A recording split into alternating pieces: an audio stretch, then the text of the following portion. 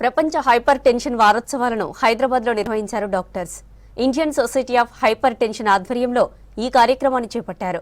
రోజురోజుకు పెరుగుతున్న అధిక రక్తపోటు కేసులపై అబిడ్స్లోని కార్యాలయంలో సమావేశం నిర్వహించారు.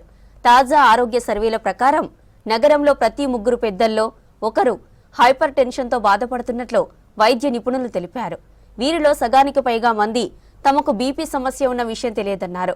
జీవన శైలిలో మార్పులు, క్రమం తప్పని వ్యాయామం, ఆరోగ్యకరమైన ఆహారంతో హైపర్ టెన్షన్ను నియంత్రించవచ్చని తెలిపారు డాక్టర్లు. హైపర్ టెన్షన్ అవేర్నెస్ క్రియేట్ చేయడం కోసమని చాలా క్యాంపులు అన్నీ చేస్తున్నాము.